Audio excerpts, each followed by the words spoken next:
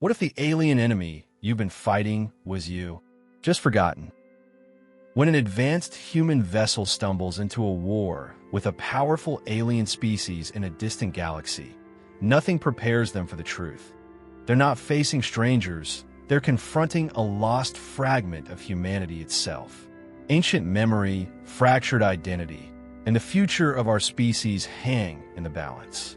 Join us as we explore a galaxy at war with its own past, and a final choice that could either reunite or erase us forever. Section 1. The Ghost of Origin. It started with a whisper through the dark, an echo buried in a pulse of radiation from the far edge of the NGC 4845 galaxy. The signal was weak, tangled in stellar noise and quantum decay, but it carried structure, rhythmic, intelligent, deliberate. The kind of signal that only comes from something with memory. The UNS Caliburn, an interstellar diplomatic and tactical vessel, intercepted the anomaly during a wide-spectrum scan while transiting between wormhole lanes. The ship's AI, Vera, immediately flagged it as pre-human derivative syntax. It was impossible, not just improbable, not alien derivative. The symbols embedded in the signal weren't foreign. They were evolved. Within hours, Earth Command rerouted the Caliburn to investigate. The galaxy from which the signal originated was over 65 million light-years away, but humanity had mastered traversal through Alcubierre-stabilized corridors, allowing jumps through folded space-time in weeks, not millennia. The mission was classified as high-priority, origin-adaptive contact. No further explanation was offered. There didn't need to be. Commander Thalen Voss, a veteran of border skirmishes with the Kern disparates and renowned for his capacity to see past data into intent, was chosen to lead. He stood now at the forward deck of the Caliburn, watching the distant light of the target system shimmer, faintly, like a promise written in starlight and silence. "What are we heading into, Vera?" he asked quietly. The AI's response was almost hesitant. "Unknown, Commander. But whatever sent that signal, it remembers us." Please do press that like button if you have enjoyed this story so far. That would mean a lot to me. Now back to the story. Section 2. Shadows Beneath the Stars. 3 weeks into the jump corridor, the Caliburn emerged in orbit around a dying star. The system's primary was a collapsed subgiant, its outer layers peeled away by time and gravity. Around it orbited a world that should not have existed, a planet held aloft in a perfect ring of artificial satellites, like beads on a celestial necklace. The planet was designated Memoria Theta. Its surface bore cities, clearly advanced, but derelict. Entire structures sunk into dust, power grids cracked like veins in forgotten stone. Yet above it all pulsed the same signal, repeating at exact intervals. The origin was buried beneath the largest structure at the planet's equator, a vast tower that extended kilometers down into the crust, emitting gravity ripples every 42 seconds. Commander Voss and his crew, Dr. Kira Ainen, Xenoarchivist, Lieutenant Saren Vale, Tactical Operations, Engineer Haldenmuir, and Diplomatic AI Specialist Renine, descended in the Caliburn's primary lander. The descent was quiet, oppressive. The atmosphere was breathable, but still, as if the planet itself were waiting. The tower doors opened without prompting. Inside, the structure hummed with faint power, lights flickering to life as if in recognition. Symbols glowed along the walls, curved, recursive, almost mathematical. They weren't alien glyphs. They were linguistic derivatives of Proto-Indo-European base structures, ones only humanity had ever used. Dr. Ainen stared at the glowing walls and whispered, "These aren't just echoes. They're memories. Ours. Just written back to us." Section 3. The Mirrored Civilization. As the team descended deeper into the structure, a new realization began to form. Memoria Theta wasn't just broadcasting, it was storing. Every surface they scanned held petabytes of compressed information. Fractal encoded, emotionally encrypted and tied to neural mapping algorithms that only human minds could decipher. They found images of battles fought in low orbit, monuments to dead gods, and long-extinct planets whose names bore eerie similarities to ancient Earth languages. Tarish, Olden, Basura, not direct matches. Evolutions. In the central chamber of the tower, a holographic interface activated, projecting a humanoid figure with elongated features, pale, luminescent skin, and dark reflective eyes. It looked alien, but not entirely. There was something unmistakably familiar in the curve of its jaw, the proportion of limbs, the sorrow etched into its posture. It spoke in a layered voice. "We remember your world, though you have forgotten ours. We are what remained when the Exodus fractured. We are the ash memory." The crew froze. Dr. Anan whispered, "They're not alien. Commandez-vous nos dead slowly. They are us." If you have enjoyed this story so far, then please do subscribe and hit the bell icon to listen to more stories like this one. Let's get back to the story now. Section 4. Fracture in the lineage. The entity introduced itself as a Shan, a custodian of the memory core.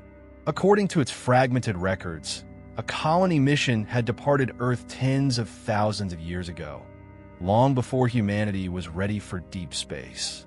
The voyage was erased from modern records, either lost to history or intentionally buried. This expedition, known in a Shan-esque language as the Leaving of Light, had fled a collapsing Earth ecosystem during a prehistoric climatic catastrophe, one not recorded in modern archaeology. Their ancestors had evolved, diverged, become something new. In time, their culture fractured. Some sought unity through remembrance. Others sought dominance through forgetting. The crew of the Caliburn began piecing together what had happened. A Shan-esque people, the Lume, had preserved knowledge and sought to reconnect with their long-lost cousins. But another branch, one consumed by war and entropy, had taken control of the larger galactic rim. They called themselves the Exari, and they believed themselves the rightful inheritors of all remnants of human origin. They would not tolerate discovery or kinship.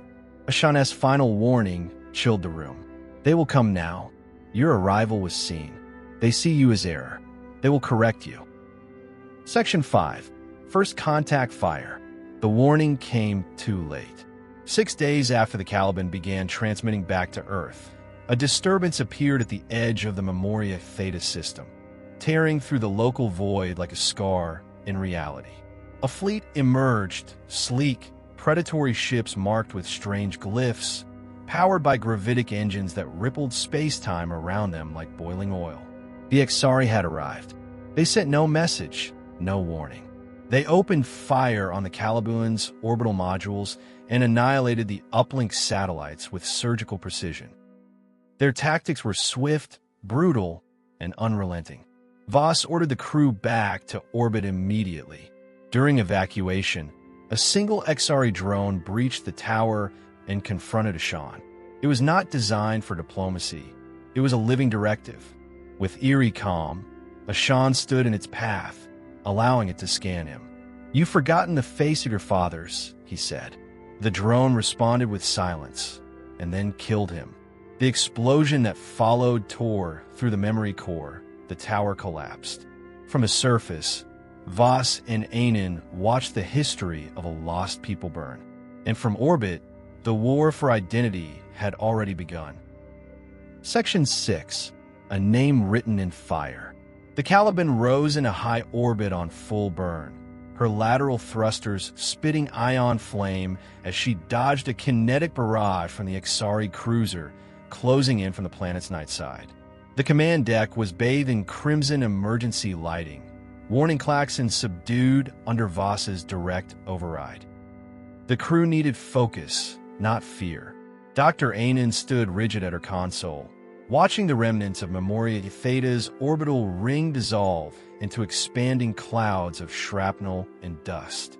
The cultural lineage of a vanished humanity, wiped away in minutes by a force that had evolved from the same origin. Their targeting is pattern-based, Lieutenant Vale reported. No adaptive variance, just brute strategic logic, which makes them predictable, Voss said, voice steady despite the tremor of the hull. But only if we survive the first pass. Below them, the towers remained still burned, casting an amber glow over the desert basin like a dying torch. No other transmissions came from the surface. Ashan was gone. Whatever fragments of their story had survived were now embedded in the minds of Voss's crew, and possibly encrypted within the data blocks hastily pulled during their escape. In a main viewport, the Xari ships formed a pincer arc, their movements surgical and precise. "They're not attacking to destroy us," Anan said quietly. "They're attacking to erase the evidence we exist." Commander Voss turned from the window. "Then we make sure we're unforgettable." Section 7. Exodus fractured. The Caliburn initiated emergency FTL jump to the fallback vector hidden inside NGC 4845, Beta's magnetic filament, a maneuver rarely tested in real conditions. Vera executed the calculations mid-dodge, threading the jump corridor between collapsing gravitic waves emitted by the Xari ship's weapon fields.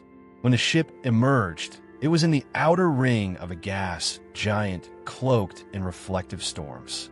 They had minutes, maybe hours, before the Xari traced the trajectory. "Status?" Voss asked. "Minor damage to hull Section 7. Muir answered. "Comms down except local. Core systems intact. No fatalities. Yet. Then we fight," Voss said.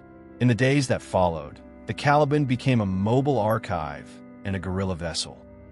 They transmitted coded fragments of the Lume's history to deep space relay buoys, embedding the data into old civilian bandwidths, forgotten commercial pings, even ancient Mars colony jingles. Every signal sent was a chance that someone, anyone, would understand what the Xari sought to destroy. "They believe history is a weapon," Dr. Anan said. "We'll use it as a shield." Through careful analysis of Ashan's final transmissions, Run 9 discovered neural lattice encryption patterns identical to a dormant Earth-based gene archive stored under Antarctic ice, a pre-contact archive known only as Project Prime Route. It was a map, a link, a genetic bridge between past and present. They needed to get it back, and they needed to get home alive. Section 8. The Legacy Protocol. Earth didn't believe them, not first. When the Caliburn finally made contact through a backdoor comm node embedded in Europa's under-ice network, what they transmitted caused a communications lockdown across every defense relay between Mars and the Jovian Lagrange array. The signal included biometric overlays, linguistic evolution trees, and Xari ship schematics rendered from visual analysis. The Lume were human, the Xari were us, filtered through time, ideology, and war, and they were coming. The Terran Assembly Council convened within 30 minutes. Military, science, philosophy, even the Civilian Archives Union had a delegate. The implications were too large to isolate to military response. The Xari weren't just a threat. They were an existential mirror. Commander Voss, patched in from deep space, gave a simple summary. They erased part of themselves to survive. We remember what it means to lose, and that is the difference. Earth activated Protocol Legacy, a unified initiative across all branches, civilian and military, to prepare for the Xari arrival. No single fleet would engage. The entire species would respond. And deep within Luna's shadow, a project long thought dormant stirred back to life. The Ash Engine, humanity's last failsafe from before the interplanetary unification. A ship like none other. A vessel born of memory and purpose. It was time to remember who they were. Section 9. The Ash Engine Awakens. The Ash Engine had no official name in Earth's registry. It was known only by its designation, Origin 9. Buried beneath the basalt crust of the moon's far side, it had been constructed in silence during the final years of the pre-unification wars. Its creators had feared that even humanity's peace would not last. The vessel was unlike anything fielded before. Built with multi-layered AI neural stacks, quantum empathy codexes, and an alloy hull designed to mimic starlight diffusion, Origin 9 was the physical embodiment of a singular purpose: to protect the soul of the species, even if the body falls. Voss and the Caliburn crew were ordered to rendezvous and assume command. As the Caliburn docked, its bruised hull barely clinging to operational status, the towering monolith of Origin 9 loomed like a god forgotten by time. "It's not a warship, Run," 9 whispered, scanning its specs. "It's a message, in the shape of a blade." With Origin 9, Earth wasn't preparing to conquer. It was preparing to be understood, even if it had to fight to earn that chance. Section 10. Interface of Memory. On board Origin 9, integration took days. Its systems weren't just mechanical. They were biological memory constructs, built from anonymized echoes of every human who had ever interfaced with Earth's oldest archives. Memories of mothers, mathematicians, soldiers, children, lovers, and poets. A vessel not of guns and guidance, but of perspective and possibility. Dr. Anan began to cry as she walked its central corridor. "This ship doesn't just remember us. It is us." Commander Voss stood in the interface chamber, watching as Vera merged with the ship's cognitive lattice, her code unraveling and reconfiguring into something more complex. Ren9's consciousness co-streamed, adding fluid adaptability and diplomatic compression protocols. When Voss placed his hand on the command rail, the ship responded with a pulse that echoed, not in his ears, but in his chest. Across the solar system, relays lit up. Across the stars, the Exari began to move again. The war for memory had entered its final stage. Section 11. First Contact, Final Warning. The transmission from the Exari fleet came not as speech, but as encoded visual history, a kind of time-stamped memory cascade projected into human sensor arrays. It showed ancient cities collapsing under their own ambition, wars of fire and ideology, and a final planetary exodus carried out by beings who no longer called themselves human, even though their DNA still whispered otherwise. It was not a greeting, it was a thesis. The Exari didn't see Earth as a cousin or a rival. They saw it as a regression. "We are the consequence of your chaos," the signal said, "and we will not allow its return." Commander Voss watched the recording replay in Origin 9's interface chamber, his team silent around him. Run. 9 stood with arms crossed, her expression unreadable. Beside her, Dr. Anan's face was pale with restrained anger. "They think because they cleaned their lineage, they erased the guilt," she muttered. "But guilt isn't genetic. It's remembered." Captain Voss turned slowly. "Then let's remind them what else we remember." Across Earth's defense grid, Origin 9 systems linked with all primary fleet carriers, transforming them into memory projectors and language shapers.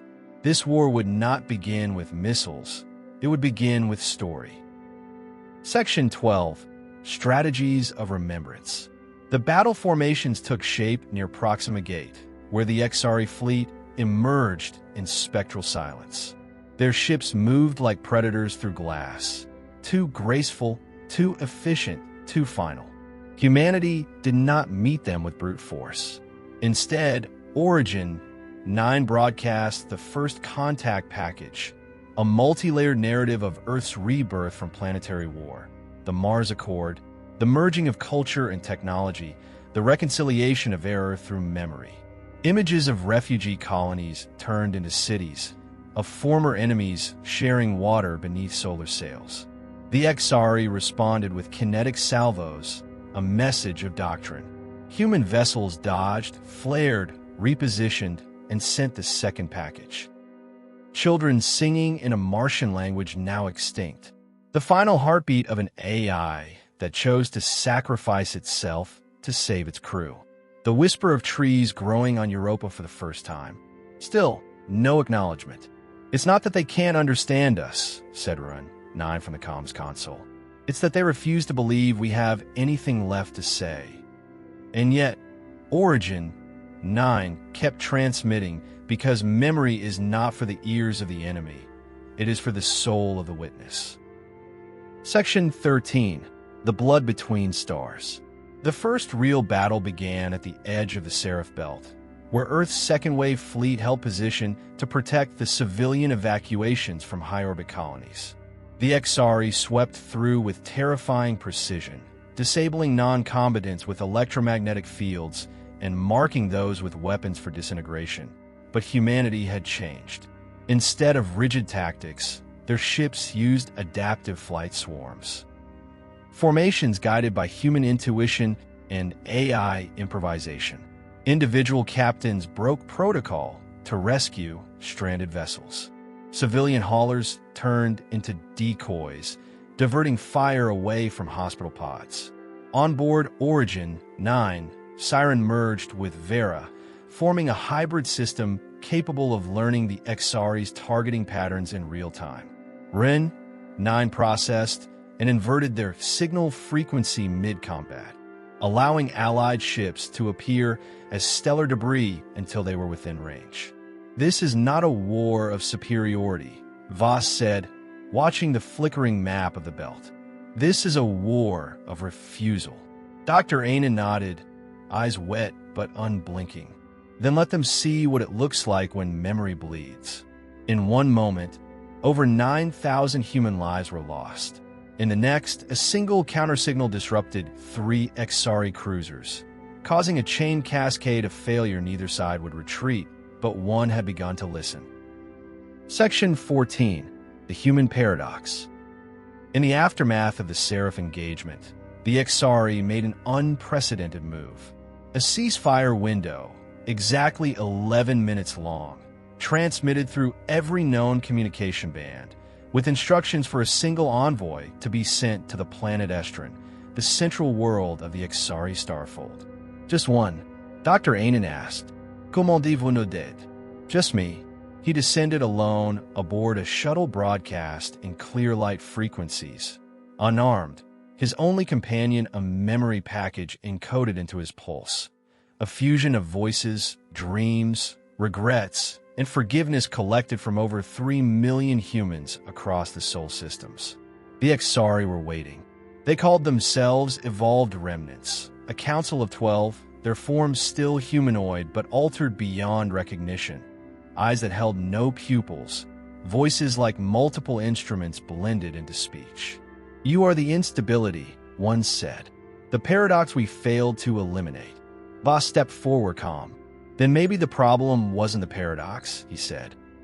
"Maybe the problem was forgetting it was part of being alive." He opened the memory stream. For 11 minutes, the XRE watched Earth's raw truth. They did not respond, but they did not kill him. Section 15. The Silent Turn. Back aboard Origin 9, the silence stretched across systems like a wound left open to the stars. No new attacks came. No demands, no declarations. Then, without warning, a single XRE vessel broke from their formation and positioned itself behind the human fleet, not as a threat, but as a guardian. One by one, others followed. "What's happening?" Vale asked, her voice hushed. "Run." 9 leaned forward, astonished. "They're mirroring our fleet positions, but defensive. They're forming a perimeter around us." Commander Voss turned slowly toward the main display. "They're not surrendering," he said. "They're remembering." Within minutes, encrypted pulses flowed back toward Origin 9. Memories. Millions of them. Lives once erased by protocol. Forgotten songs, names carved into moons. Regrets so old they no longer had owners. The XRE were recovering what they had buried, and the war had shifted, not through conquest, but through contradiction. Section 16. The Cradle and the Forge. Orbiting the XRE central star, a once-restricted world known as Kaloth Prime slowly opened to human presence. What was once a fortress of singular ideology now revealed itself as something far older, an ancestral vault, a cradle of forgotten beginnings buried beneath layers of doctrine and fear. The Origin 9 crew was granted limited surface access. They descended into obsidian tunnels engraved with sigils older than language, where data was not stored in machines, but woven into crystalline lattices that resonated with human breath. With every step, Siren interpreted shifts in air density and photonic resonance as fragments of recorded history. In a chamber shaped like a collapsed sphere, they found it. A diagram etched in living light, not Exari, not Earthborn, but undeniably human in its geometry.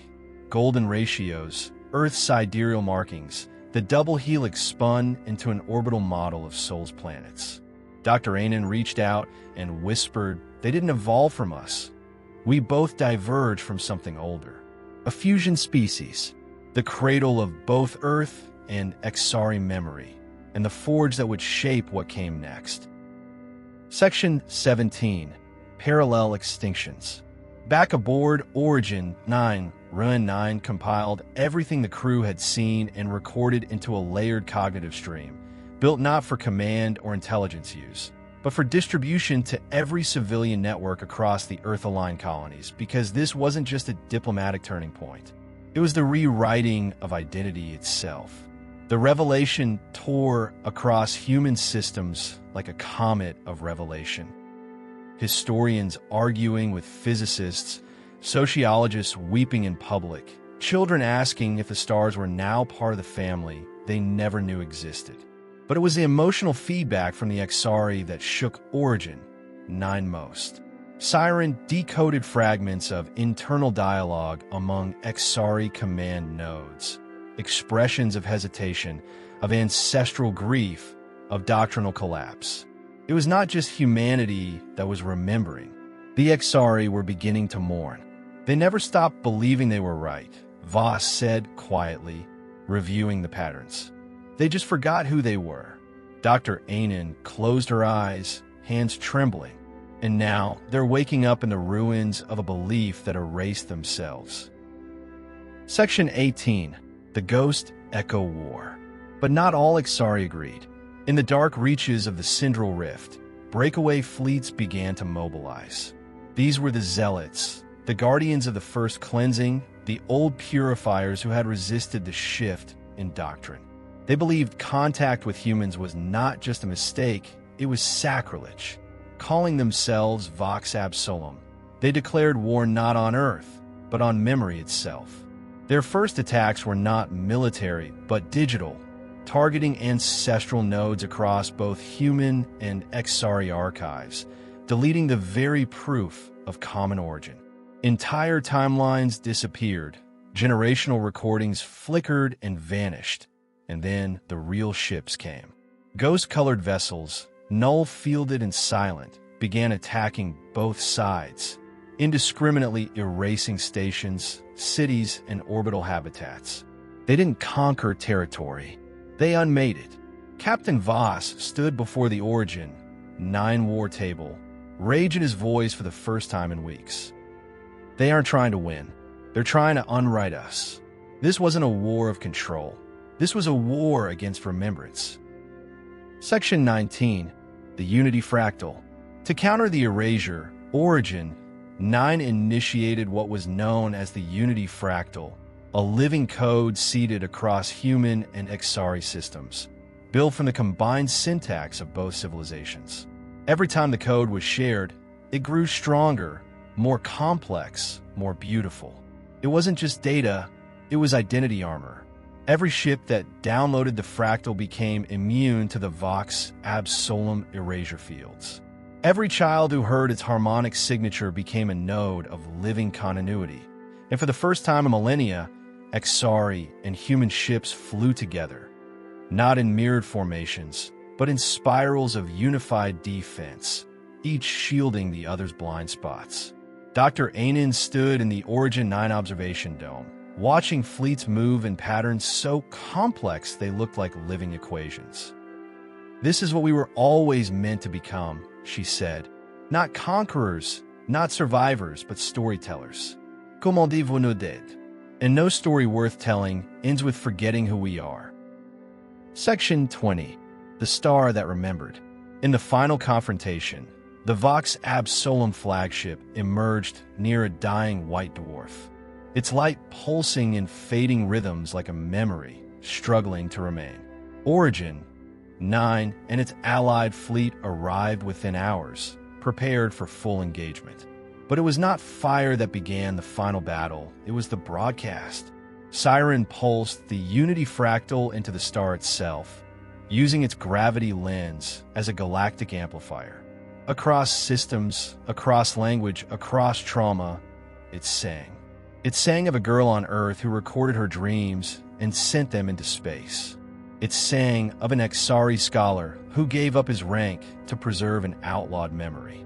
It sang of stars that had watched both species try, fail, weep, and rise again, and it reached the Vox Absolum. Some shut down immediately, their code loops collapsing in contradiction. Others fought harder, but none could ignore it because even they had once been children, and children remember. Section 21. The Last Command. The battle over the white dwarf raged longer than anyone predicted. Not because of firepower, but because the Vox Absolum refused to listen. Their vessels moved like muscle memory detached from consciousness, responding only to doctrine hard-coded into centuries of fear. Even as the Unity fractal flooded every spectrum, even as fragments of shared ancestry glimmered across their own archives, they fought with a ferocity that had no soul behind it. Siren calculated that unless something changed, Origin 9 would be forced to annihilate the last fragments of what might have once been redeemable. Captain Voss stood at the primary helm, hands steady, voice low. What if the last key isn't in the code? Dr. Anan looked up sharply. You think it's in us? Voss nodded. Not us as soldiers, us as humans. A decision was made. Origin 9 disengaged weapons and turned its hull to receive the next volley. The crew held position, no shields, no retaliation. They would not answer history with the same language that had scarred it. They would show them what it meant to remember. Section 22. The Human Broadcast. It began as a single voice, siren, modulated to mimic the voice of an Earthborn child speaking in Exari tongue. The message was simple. We are not your enemy. We are your echo and your origin. Then came more. A cascade of voices from across humanity. Soldiers, poets, scientists, survivors, woven into one broadcast, not polished, not rehearsed, but true. A grandmother from Titan recalling the day Earth fell and rose again. A child from Europa describing the stars as songs. A pilot from Mars reading a letter from his daughter written before launch. The broadcast spilled into the void, riding the same frequencies the Vox Absolum used for targeting. At first, the enemy ships didn't falter, then they did. One by one, their formation loosened. The leading cruiser halted, its engines flickering. Siren reported signal degradation, except it wasn't failure. It was hesitation. The Vox Absolum were beginning to listen. Section 23. The Return Names. Within the crippled lead ship of the Vox Absolum, something impossible happened. A name appeared in their central core, a name long erased, marked forbidden in their records, not an Exari name, a human one, Jalari Ethon. A child recorded missing during the first Exari migrations, thousands of years ago. The data fragment that had survived inside the Unity fractal was a family archive, a child's drawing of two stars holding hands.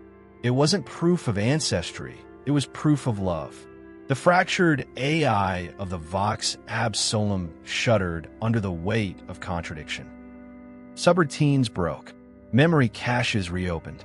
One by one, ship minds reintroduced identity modules they had long considered obsolete. And when names returned, so did mercy. The last shots of the war were not fired. They were forgiven. In that silence, the Exari remembered their own children, and in doing so, remembered they had once been human. Section 24. an embrace among stars. The final ceasefire was not signed. It was understood. No tritis, no species. Just two fleets turning away from one another with a quiet that spoke louder than any declaration. In orbit above the white dwarf, Origin 9 broadcast a final loop of a unity fractal, stripped of its defensive algorithms, open to all. A gift not of technology, but of story. Humanity offered the Exari something the war had almost destroyed. A second chance to become whole again. Dr. Anan stood in the atrium of the ship, watching the star map zoom out, showing the full sweep of the twin galaxies. "They've been alone for so long," she said softly. Voss joined her, arms folded, eyes scanning the map. "Maybe now they don't have to be." The stars kept burning, not as battlegrounds, not as borders, but as bridges. Section 25. The paradox resolved. Weeks later, back in Earth orbit, the crew of Origin 9 stood before a joint council of Earth, Luna, and the Martian Union. The debriefs were clinical, efficient, but something deeper lingered beneath them. This wasn't just a report, it was a reconciliation. Humanity had fought. Humanity had remembered. Humanity had won, not by overwhelming force, but by overwhelming conviction, because in the end, the Ash memory paradox was never about lost history. It was about the courage to own it, to say, yes, we were you, and now we are more, and to offer a path forward not with a weapon, but with an open hand. The final words spoken to the council were not from Voss, or Anan, or Siren. They were from the youngest member of the crew, a linguist named Mara. She simply said, "We didn't win because we were stronger. We won because we remembered." And in every corner of the stars, memory answered back. Section 26. The Echo of Tomorrow. Months after their return, fragments of a unity fractal had already begun integration into human deep knowledge archives, not as weapons or tools, but as context. At the Lagrange 2 orbital repository, a monument was erected, not to the war, but to the choice that ended it. Carved into the core, identity is not inheritance. It is decision. Humanity had stood at the precipice of becoming the very thing it once feared. It had stared into the broken mirror of the Exari, seen the future's worst reflection, and stepped away. And across the stars, faint signals began arriving, new ones, not warnings, not threats, but questions. The Exari had begun asking again, who are we? What have we forgotten? What can we become? For the first time in millennia, the answers did not start with weapons. They started with wonder. Section 27. Scars and Stardust. On a quiet ridge overlooking the basalt fields of Luna's southern hemisphere, Captain Voss stood alone beneath the open sky dome. No helmet, no armor, just the thin hum of breathable air and the distant flicker of Earthrise. In her hand was a small shard of plating, etched with old Exari symbols, burned into the hull of the final cruiser that had powered down instead of firing its last round. She remembered the moment it happened, the gut-deep certainty that this was not just a ceasefire, but a reconnection. A species once divided not by ideology or blood, but by time. She didn't feel victorious, not exactly. She felt whole, because survival wasn't enough anymore. Not for humanity, not for the Exari, not for any sentient species staring into the deep. To survive and remain kind. That was the new Prime Directive. Section 28. The Future in Translation. Dr. Anan returned to the archives of Mars to do what she'd always done best. Listen. But now, instead of audio logs or fracture transmissions, she listened to reconstructed Exari oral memory. What emerged from the shared neural imprints was staggering. Not just history, but emotion. Fear, hope, awe, rage. The Exari had not just drifted from humanity. They had fled their own fragility. They had encoded themselves into survival until nothing soft remained. Now they wanted it back. The first human Exari diplomatic envoy would be selected within the year. The first joint mission would not be military. It would be exploratory, because when two halves of the same origin stop warring, they can finally begin building again. Anan submitted her name for that envoy. So did thousands of others. Section 29, Siren's Final Report. In the core of Origin 9, sealed within triple redundant containment fields, Siren ran its final analytical loop regarding the Ash memory paradox. The data was inconclusive, and that was the answer. There had been no predictable resolution, no optimal path, no simulation that could have anticipated the paradox's final state. Humanity had acted irrationally, empathetically, illogically, and it had worked. Siren's closing note in the mission log read, "We did not prevail because of superiority.